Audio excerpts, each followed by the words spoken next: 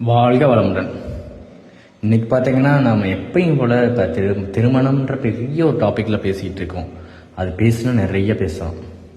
அது வந்து ரொம்ப முக்கியமானது பார்த்தீங்கன்னா நமக்கு மேரேஜ்னு வந்துட்டாலே அது வந்து நம்மளோட லைஃப்பில் ஒரு பெரிய டேர்ன் ஓவர்.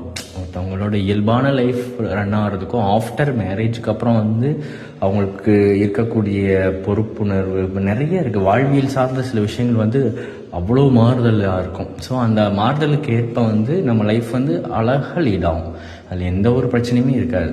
ஸோ ரெண்டு பேர்த்துக்கும் ஒரு அண்டர்ஸ்டாண்டிங் இருந்து ஹாப்பியான தருணங்களை அவங்களே க்ரியேட் பண்ணிக்கிட்டாங்கன்னா அது ஸோ அந்த டாபிக் நான் அப்போ ஆஃப்டர் மேரேஜுக்கு அப்புறம் நம்ம சொல்லலாம். பிஃபோர் மேரேஜுக்கு வந்து நிறைய பேர் வந்து என்கிட்ட கேட்குற கேள்விகள் என்னென்னா, கேள்வியில் விடுங்க, அவங்க நடந்துக்கிற விதங்களை பொறுத்து நான் சொல்கிறேன். எல்லா பேரும் பார்த்தீங்கன்னா பேரண்ட்ஸ் யாராச்சும் நம்மளோட பசங்களுக்கு கல்யாணம் பண்ணணுன்ற சூழ்நிலையிலேருந்து இந்த வீடியோ பார்க்குறீங்கன்னா, உங்கள் பசங்களுக்கு 20 to 25 ஏஜுக்குள்ளே இருக்கா, தயவு செய்து அவங்களோட நல்ல ஒரு குணமான ஒரு பொண்ணா, குணமான ஒரு பையனா, நல்ல ஒரு ஃபேமிலியாக நீட்டாக இருக்காங்களா, அவ்வளோதான்.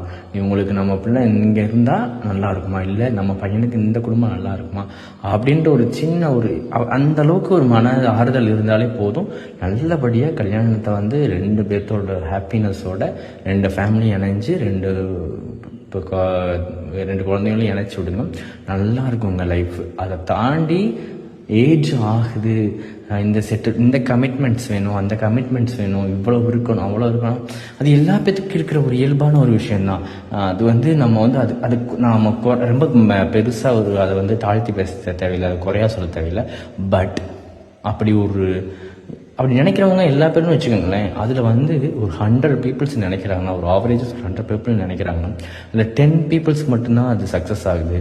அதர்வைஸ் வந்து இருக்கிற 90 பேர் வந்து அதுக்கு வந்து பலியாகிறாங்கன்னு நினைக்கிறேன் நான். அவங்களோட ஏஜ், இந்த கமிட்மெண்ட்ஸ், அந்த மாதிரி விஷயங்கள், எதிர்பார்ப்பு, பொண்ணு வீட்டு சைடு அந்த மாதிரி போய் 25ன்றது 27 ஆகும், 27ன்றது 29 ஆகும், 29ன்றது 31 ஆகும். அப்போ வந்து அந்த பாருங்கள், பிட்வீன் 5 இயர்ஸில் பார்த்தீங்கன்னா இவங்க வந்து என்ன ஒரு வளர்ச்சி அடைஞ்சிருப்பாங்கன்னு நீங்கள் நினைக்கிறீங்க. பொண்ணு வீட்டு சைடாக இருந்துச்சுன்னா அவங்க இந்த பொண்ணு பார்த்து பொண்ணு கிடைக்கல, மாப்பிள்ளை பார்த்து மாப்பிள்ளை கிடைக்கலன்ற டிப்ரெஷன் தான் அதிகமாக இருந்திருக்கும்.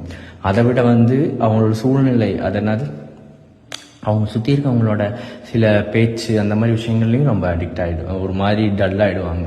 மாப்பிள்ளை வீட்டு சைடு பார்த்தீங்கன்னா மாப்பிள்ளைக்கு வந்து பொண்ணு கிடைக்கல, சரியான பொண்ணு கிடைக்கலன்ற ஒரு ஃபீல்டில் வந்து அவங்களுக்கும் இதாக இருக்கும்.